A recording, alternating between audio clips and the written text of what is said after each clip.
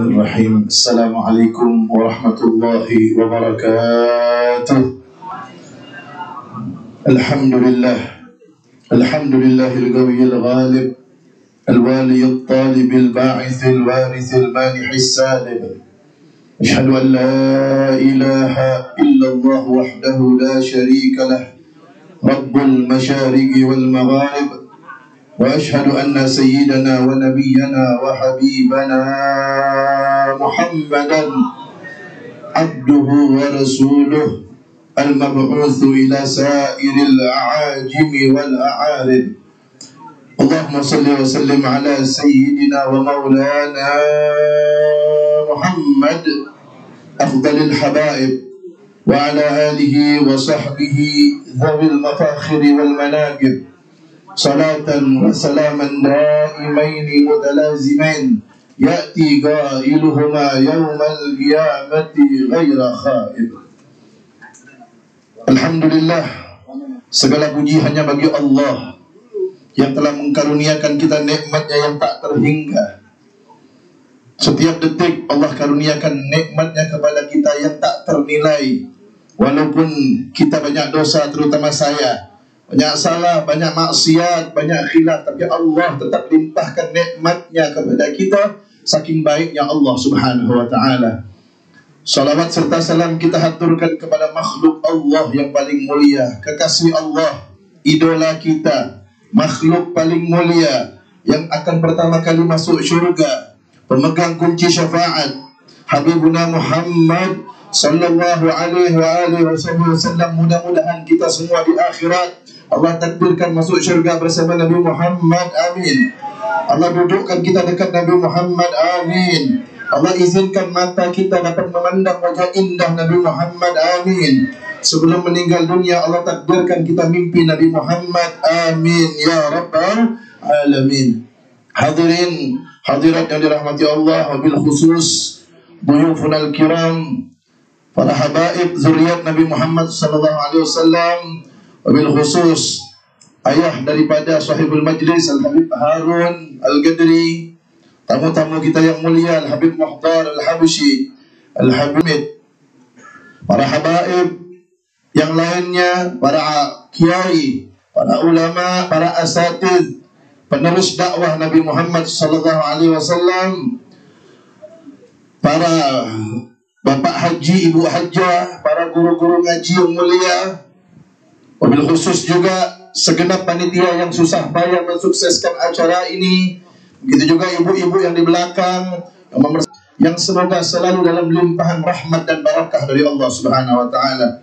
Alhamdulillah, Allah kembali takdirkan kita pada malam ini, makhluk yang ketika dilahirkan sudah diberi kemuliaan oleh Allah subhanahu wa ta'ala. Makanya yang kita peringati hari lahir beliau. Coba lihat, ketika beliau lahir, Al-Habib Ali Al-Habshi mengatakan dalam maulidnya, wulida makhtunan, makhulan, magdu as-surrah. Ketika beliau lahir, beliau sudah terkhitan, beliau sudah ada celak di kelopak matanya, dan beliau sudah terpotong tali pusarnya. Siapa di antara kita yang lahir seperti itu? Syekh Abdurrahman Ad-Dibai berkata dalam maulid diba'nya, apa kata beliau? Wada'atil habibah sallallahu alaihi wasallam sajidan, syakiran, hamidan ka'annahul badru fi tamamih.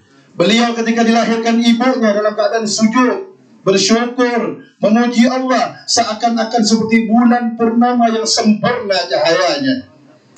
Beliau ketika dilahirkan sudah dapat mukjizat dari Allah Subhanahu wa taala. Awwalu fadilatil mu'jizat bi khumudi nari farisati wa subuti syurafat. Syekh Abdurrahman Ad-Dibai seorang ahli hadis. Beliau muhaddis, apa kata beliau?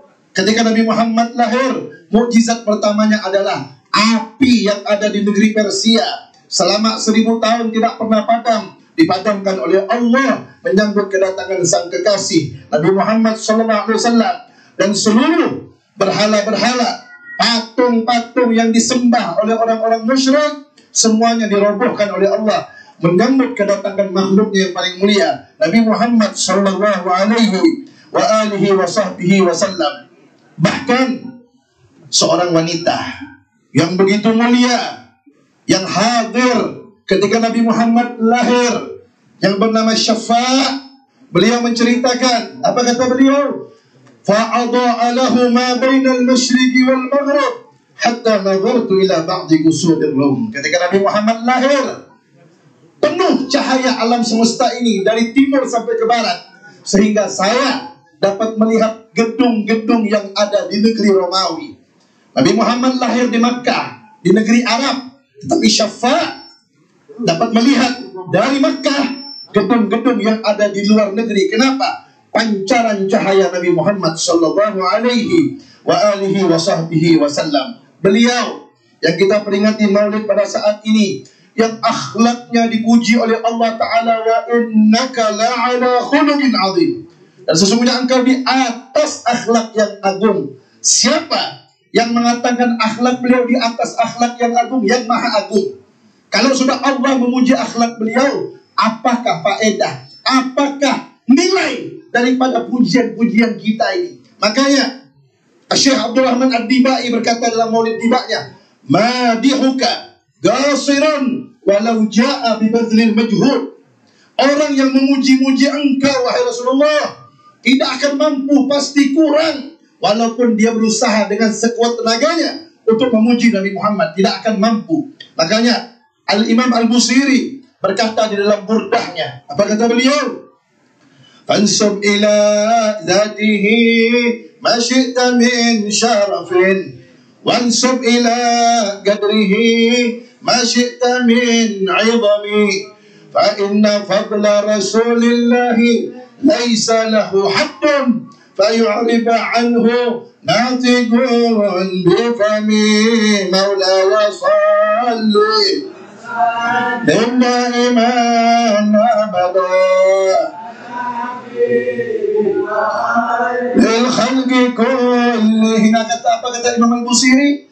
Kamu sandarkanlah kepada Nabi Muhammad, kamu nisbahkan kepada beliau segala macam pujian, kamu sandarkanlah kepada beliau segala macam keagungan, terserah kamu, kata beliau. Karena sesungguhnya kemuliaan Rasulullah tidak ada batasnya yang bisa diucapkan oleh mulut siapapun. Tidak ada yang dapat memuji Rasulullah dengan sebenar-benarnya pujian, karena yang tahu hakikatnya Rasulullah hanya Allah Subhanahu wa ta'ala. Makanya apa yang kita lakukan pada saat ini, memperingati, menghadiri maulid Nabi Muhammad sallallahu alaihi wa alihi wasallam, di antaranya kita memuji-muji beliau.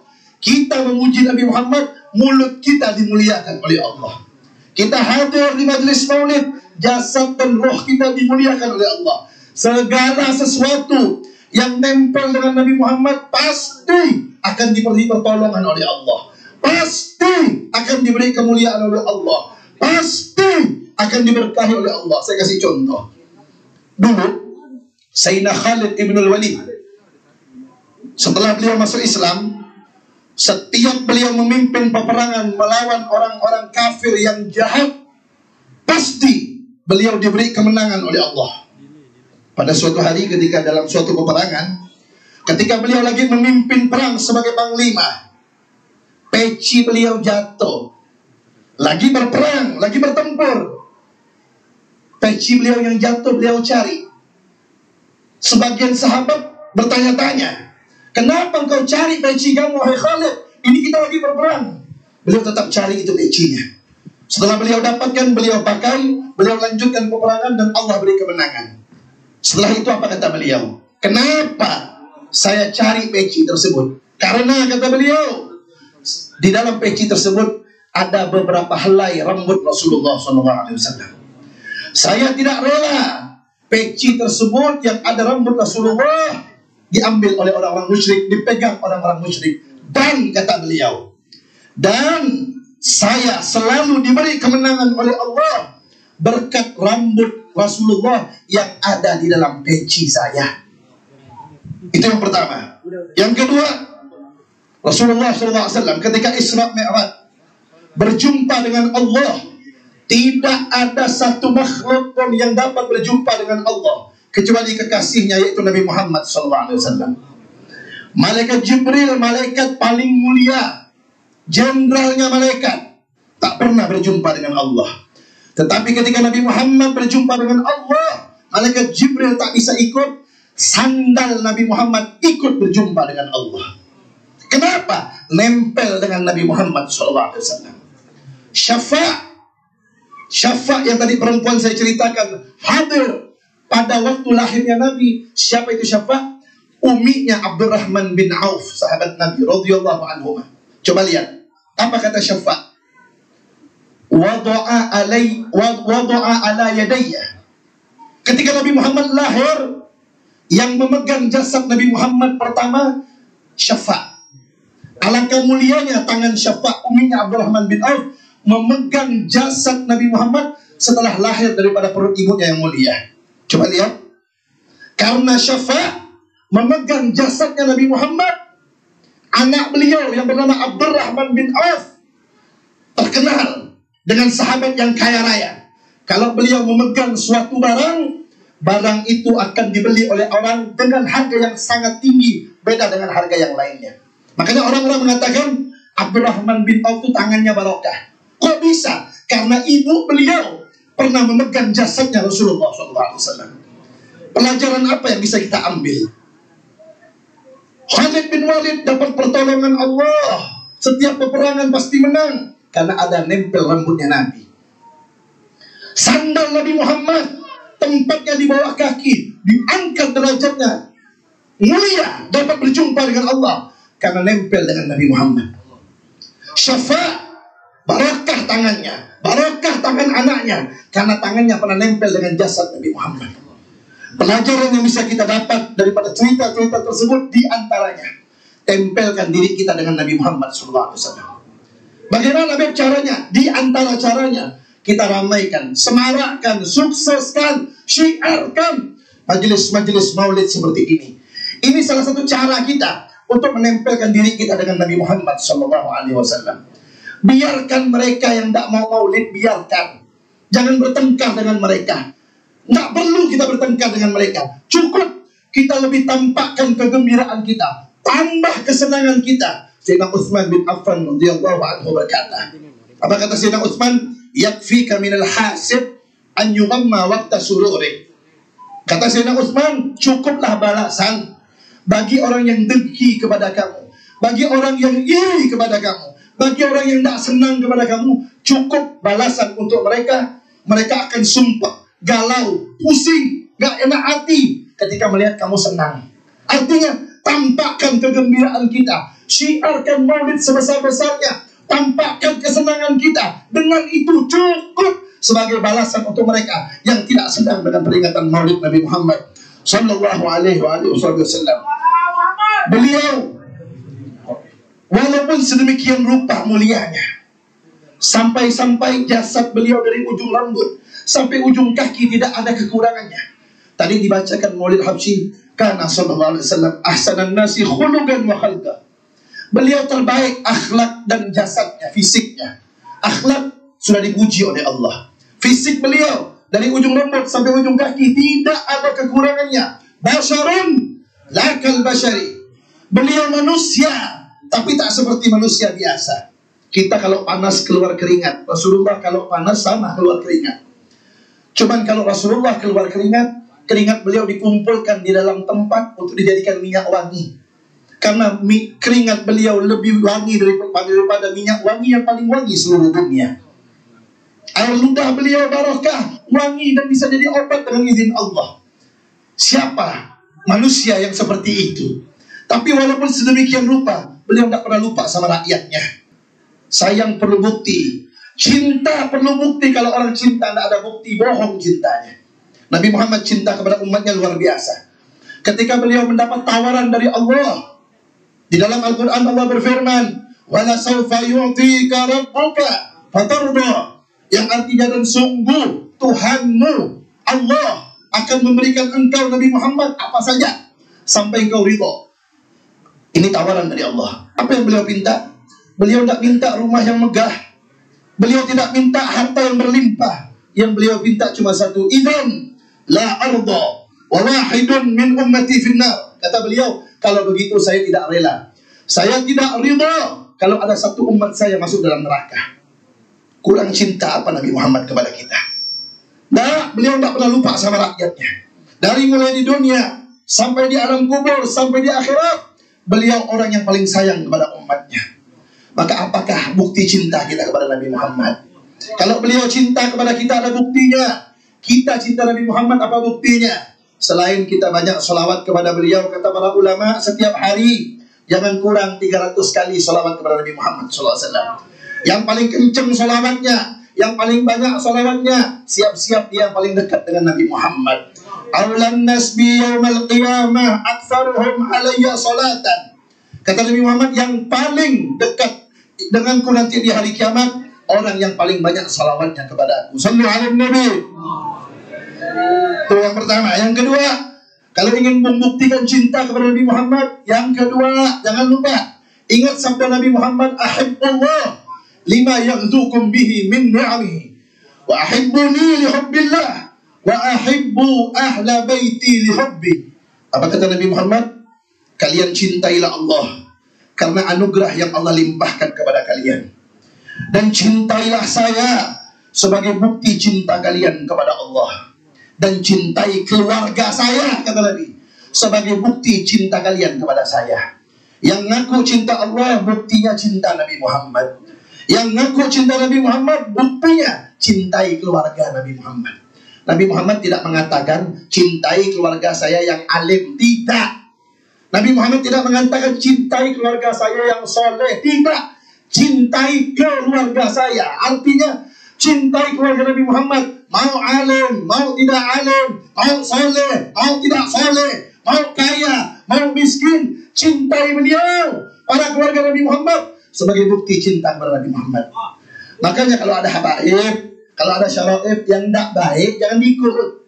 Kalau bisa dinasihatkan. Kalau kita nasihatkan mereka, ajarkan mereka yang baik, Nabi Muhammad tambah cinta kepada kita, karena kita memperhatikan cucu-cucunya. Tapi kalau untuk membenci, hati-hati. Jangan sampai bohong cinta orang kepada Nabi Muhammad kalau cintanya tidak ada pada keluarga Nabi Muhammad. Yang ketiga, kalau ingin membuktikan cinta Nabi kepada Nabi Muhammad, yang ketiga apa kata beliau? Allah fi ashabi la tattakhiduhum gharadan ba'di faman ahabbahum fabihubbi ahabbahum wa man abghadahum fabibughdhi abghadahum. Apa kata Nabi Muhammad? Perhatikanlah sahabat-sahabatku, kata beliau. Jangan kalian jadikan mereka sasaran celaan caci maki kalian setelah aku tidak ada. Siapa yang cinta mereka, sahabatku, dia cinta kepadaku, kata Nabi. Siapa yang benci kepada mereka, sahabatku, sesungguhnya dia benci kepadaku. Yang ngaku cinta Nabi, benci sahabat, apalagi mencaci maki sahabat, itu ajarannya sesat dan menyesatkan. Karena itu adalah benci hakikatnya kepada Nabi Muhammad SAW.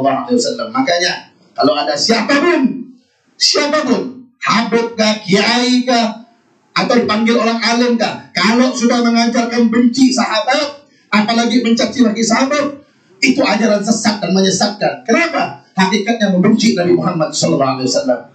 Yang keempat, di antara tanda bukti kita mencintai Nabi Muhammad, yang keempat adalah kata beliau dalam hadisnya, beliau bersabda, man ahya sunnati faqad ahabbani wa man ahabbani kana ma'i fil jannah. Siapa yang menghidupkan ajaranku, dialah orang yang mencintaiku. Siapa mencintaiku, dia di surga bersamaku.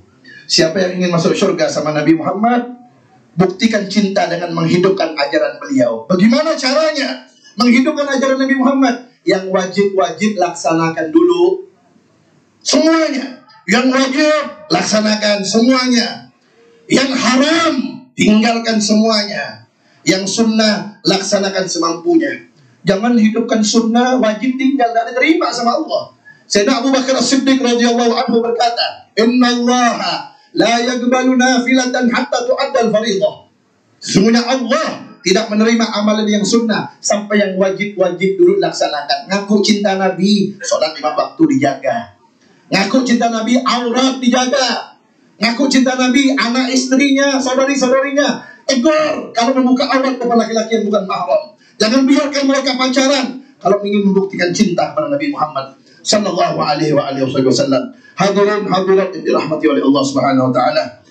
Kami mengucapkan terima kasih yang sebesar-besarnya kepada antum semua, khususnya kepada para guru-guru kita, para habaib. Mudah-mudahan beliau-beliau panjang umur, sehat dan afiat, selalu dimudahkan urusannya dari dunia sampai akhirat, dan mudah-mudahan kita bisa berkumpul dengan beliau nanti bersama datuk beliau juga di akhirat bersama Rasulullah sallallahu alaihi wasallam. Kalau ada salah khilaf dari awal sampai akhir, kami semua dari panitia mohon maaf yang sebesar-besarnya, khususnya sahibul bait Al-Habib Umar bin Harun Al-Gandhi, mohon maaf yang sebesar-besarnya jika terdapat kesalahan, kekhilafan dan kekurangan dari awal sampai akhirnya. Hadza minni, anafu minkum, wassalamualaikum warahmatullahi wabarakatuh.